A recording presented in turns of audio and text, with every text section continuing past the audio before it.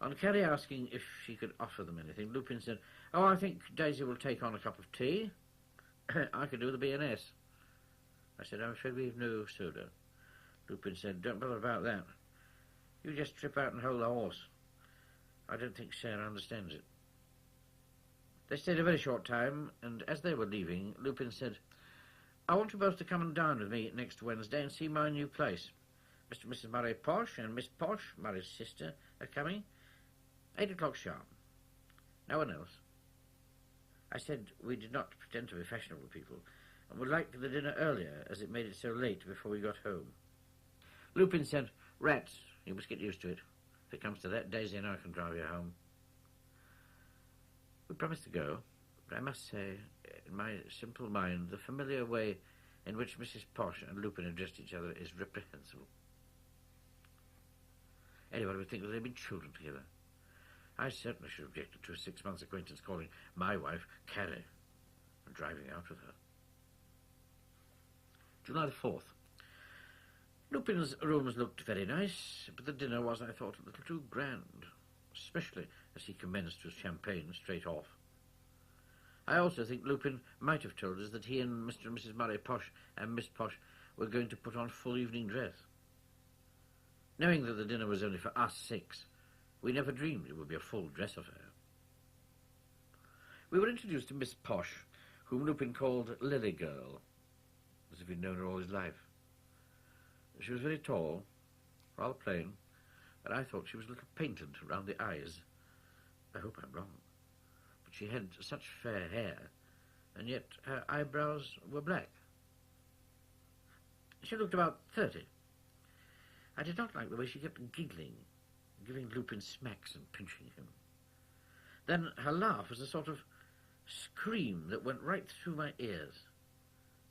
All the more irritating because there was nothing to laugh at. In fact, Carrie and I were not at all prepossessed by her. They all smoked cigarettes after dinner, including Miss Posh, who startled Carrie by saying, "Don't you smoke, dear?" I answered for Carrie and said, "Mrs. Charles Pooter has not arrived at it yet." Whereupon Miss Posh gave one of her piercing laughs again. Mrs. Posh sang a dozen songs at least, and I can only repeat what I've said before. She does not sing in tune. But Lupin sat by the side of the piano, gazing into her eyes the whole time. If I had been Mr. Posh, I think I should have had something to say about it.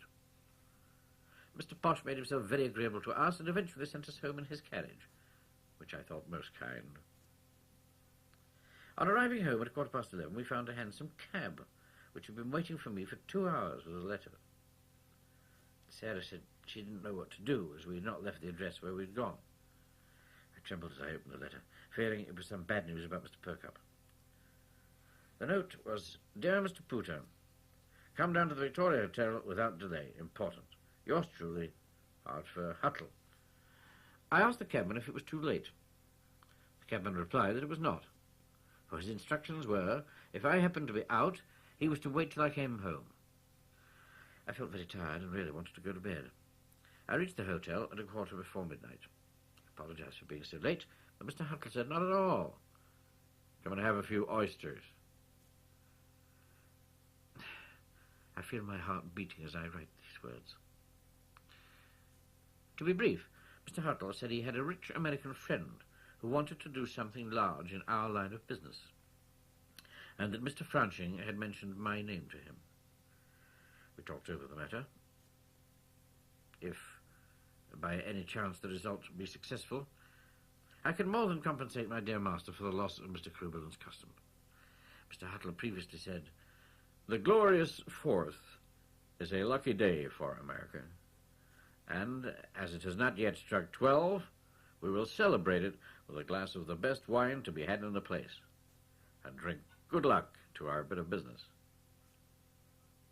It was 2 o'clock when I got home.